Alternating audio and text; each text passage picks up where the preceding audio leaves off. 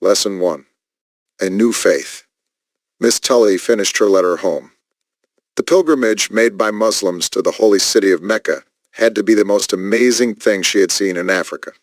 The road from Cairo to Suez, though not 60 miles, is among the worst parts of the journey from Tripoli to Mecca, not excepting the deserts to Alexandria. Many of the pilgrims are then obliged to continue their route by the Red Sea, not being able to carry with them the provisions wanted for the rest of their pilgrimage.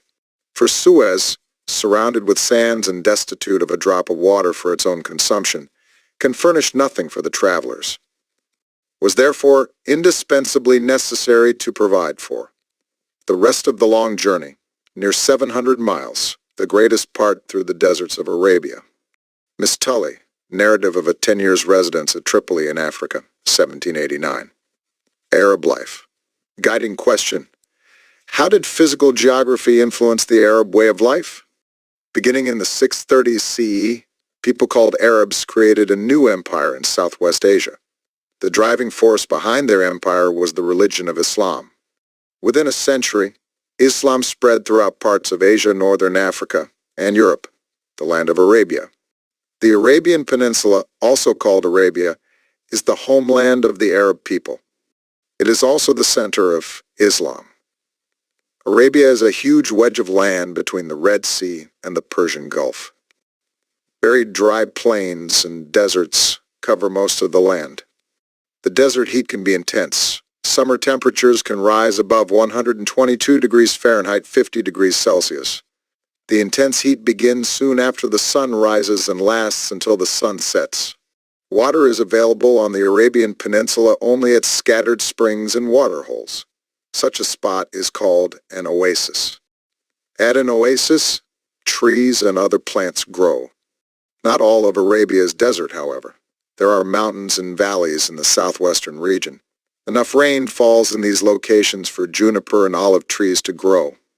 In ancient times, the Arabian Peninsula was surrounded by many different civilizations. At various times, the Egyptian civilization was to the west. The Mesopotamian and Persian civilizations were to the north and east. And farther north were the civilizations of the Israelites, the Greeks, and the Romans.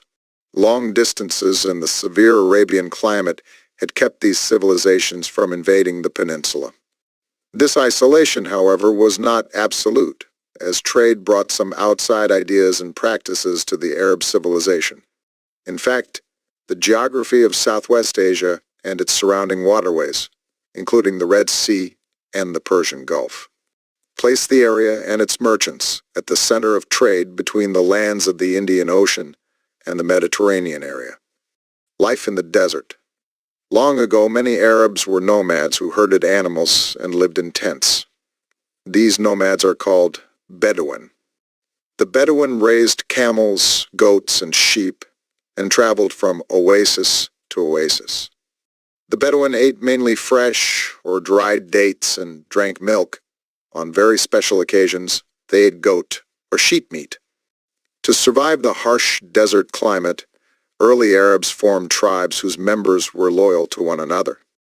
The leader of each tribe was called a sheikh. Arab tribes raided other tribes to take camels and horses.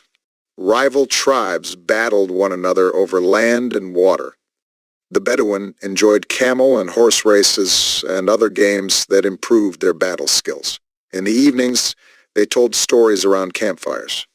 Poets wrote and recited poems about battles, camels, horses, and love. The lines below are about an Arab warrior and a battle he must fight. He describes his reliable camel. My riding camels are tractable, obedient.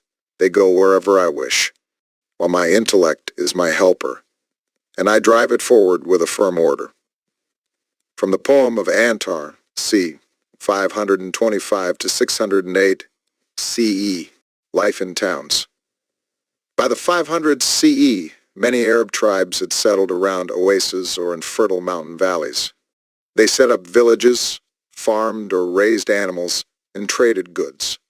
Merchants carried goods by camel across the desert to different markets.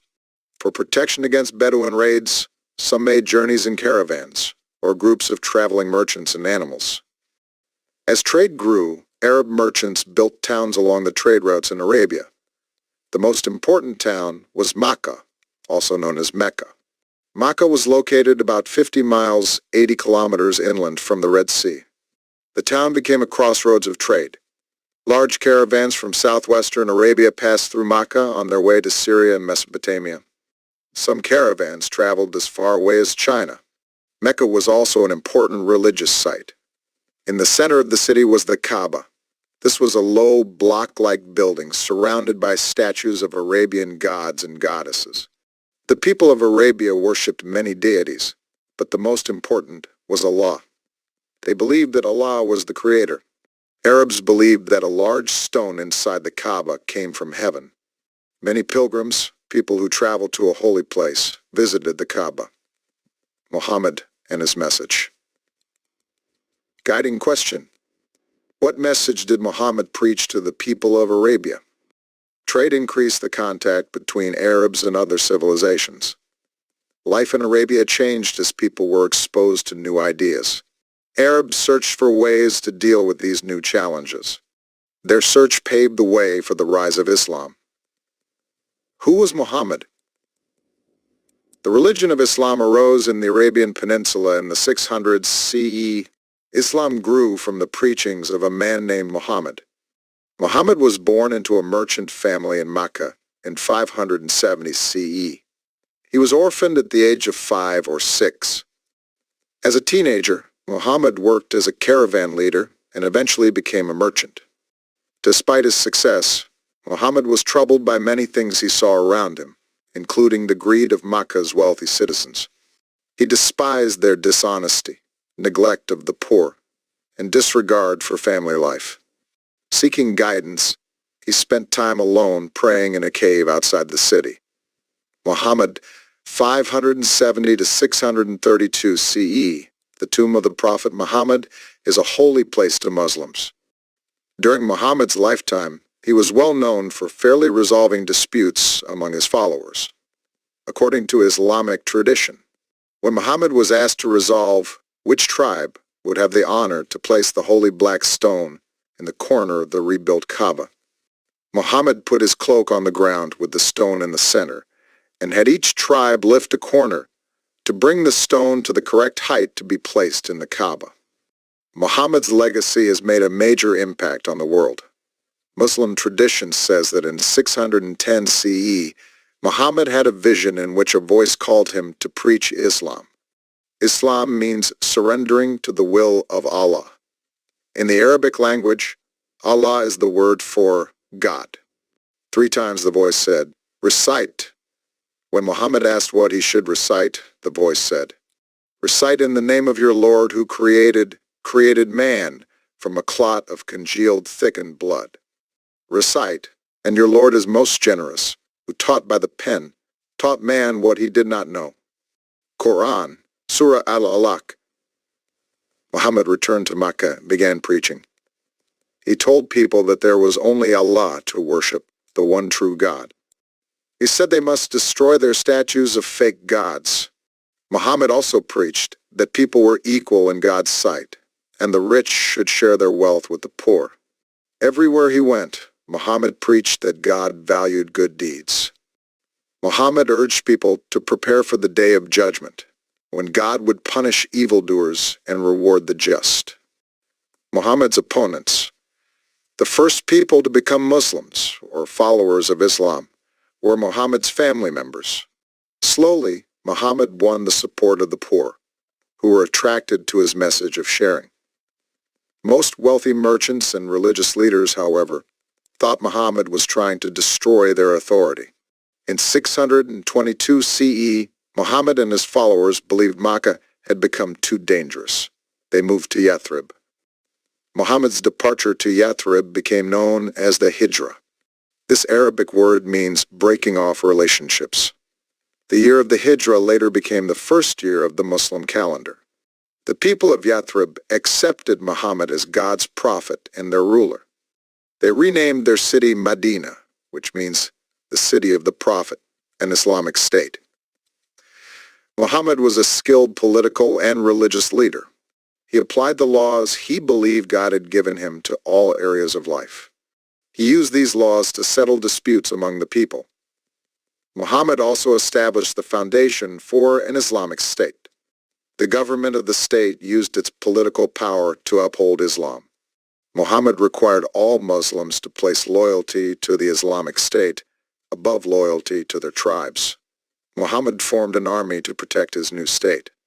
In a series of battles, Muhammad's soldiers regained Mecca and made it a holy city of Islam. The Muslims then began to expand into new areas.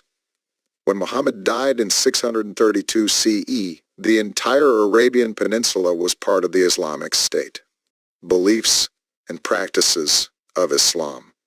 Guiding question: how does Islam provide guidance to its followers? Islam shares some beliefs with Judaism and Christianity. Like Jews and Christians, Muslims are monotheists. Muslims believe in one all-powerful God who created the universe. They believe that God decides what is right and wrong. Like Jews and Christians, Muslims believe that God spoke to people through prophets. Judaism, Christianity, and Islam all recognize Abraham as their first prophet. For that reason, they are called the Abrahamic religions. For Muslims, additional prophets include Adam, Moses, Jesus, and Muhammad. In Islam, Muhammad is seen as the last and the greatest of the prophets, the Quran. According to Muslim belief, Muhammad received messages from Allah for more than 20 years. These messages were not gathered into a written collection until after Muhammad died. This collection became the Quran, or Holy Book of Islam. Muslims believe the Quran is the written word of God. It contains accounts of events, teachings, and instructions. For Muslims, the Quran provides guidelines for how to live. For example, the Quran instructs Muslims to be honest and treat others fairly. Muslims must respect their parents and be kind to their neighbors. The Quran forbids murder, lying, and stealing. Islam stresses the need to obey the will of Allah. This means practicing acts of worship known as the 5 pillars of Islam. The 5 pillars are belief, prayer, charity, fasting, and pilgrimage. Over centuries, Islamic scholars created a code of law called the Sharia. Sharia is based on the Quran and the Hadith, a record of Muhammad's sayings and his deeds. According to Sharia, Muslims may not gamble, eat pork, or drink alcoholic beverages. From the Hadith also comes the Sunnah, a set of customs and practices based on Muhammad's words and deeds. Muhammad called on his followers to perform ablution, washing, as part of a religious rite, to pray, and to perform the Hajj, a pilgrimage to Mecca. These are part of the Sunnah. Muslims pray 5 times each day at daybreak, noon, mid-afternoon, sunset, and evening. They face Mecca when they pray and say their prayers in Arabic. Specific movements accompany the prayers.